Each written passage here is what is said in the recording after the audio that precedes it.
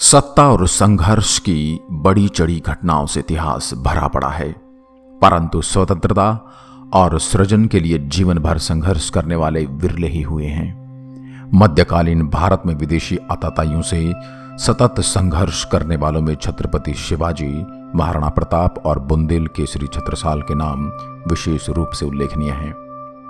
बुंदेला वीर महाराज छत्रसाल में बुंदेलखंड की शौर्य, निर्भीकता और संघर्ष की परंपरा मूर्तिमान थी।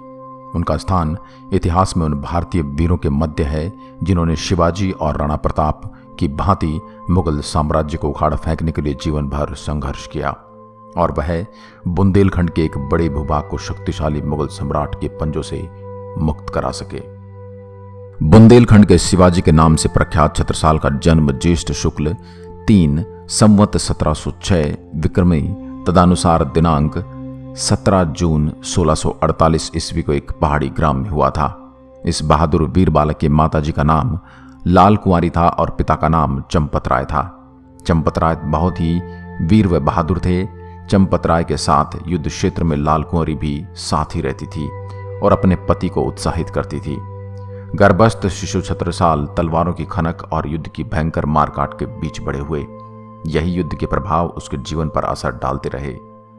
मध्यकालीन भारत में विदेशी आतताइयों के सतत संघर्ष करने वालों में छत्रपति शिवाजी, महाराणा प्रताप और बुंदेल केसरी छत्रसाल के नाम विशेष रूप से उल्लेखनीय हैं। 16 साल की अवस्था में छत्रसाल को अपने माता पिता की छत्र छाया से वंचित होना पड़ा।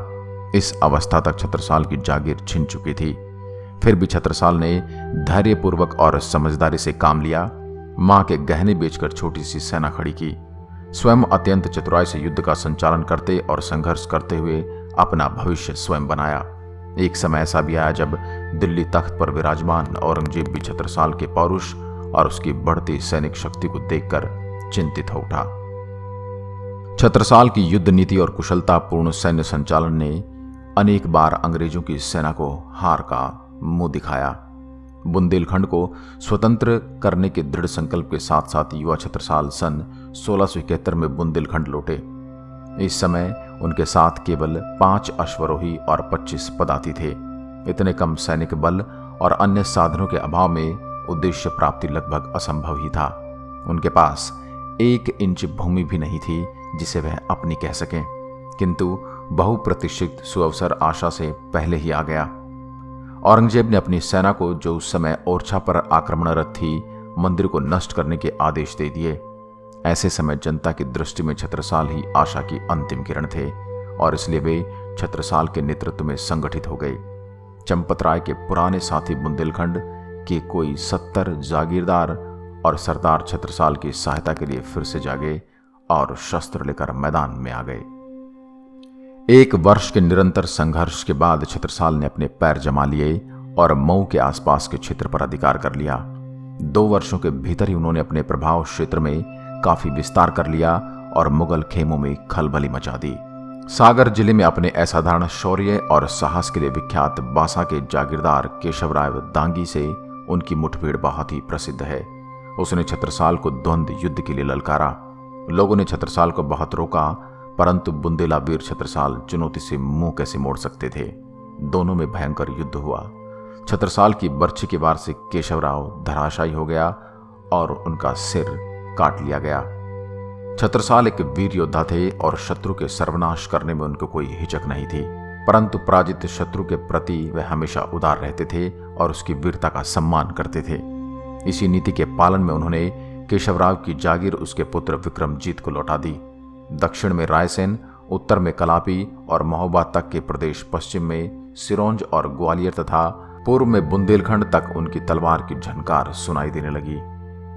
कलिंजर के किले पर अधिकार करने के पश्चात छत्रसाल मऊ लौट आए। बुंदेल इतिहास में लिखा गया कि छत्रसाल के पहले और बाद में ऐसा कोई राजा नहीं हुआ जिसने मुस्लिम विजय के वेग को इतनी सफलतापूर्वक रोक दिया हो, या जिसने कई बार मुगल सम्राटों के सर्वाधिक योग्य और उद्यमी शासकों के चुने हुए सैन्य बल का विरोध किया हो और उन्हें परास्त किया हो। उनका व्यवहार सैनिकों के प्रति बहुत ही सहृदय था। वह जानते थे कि सुखी प्रजा और संतुष्ट सेना ही एक राजा की सच्ची ताकत होती है। नमस्कार दोस्तों, मैं आपका दोस्त बजरंग प्रजापति आशा करता हूं हमारी आज की यह वीर गाथा आपको पसंद आई होगी। ऐसी ही अन्य वीडियोस के लिए आप हमारे चैनल शब्दबाण को लाइक करें, शेयर करें, सब्सक्राइब करें और बेल आइकन को जरूर दबाएं ताकि आने वाली हर वीडियो का नोटिफिकेशन आप तक पहुंचता रहे। एक बार फिर आपसे मुलाकात होगी एक और ऐसे ही दिलचस्प और बहादुरी से भरे किस्से के साथ। तब तक के लिए नमस्कार। जय हिंद, जय भारत।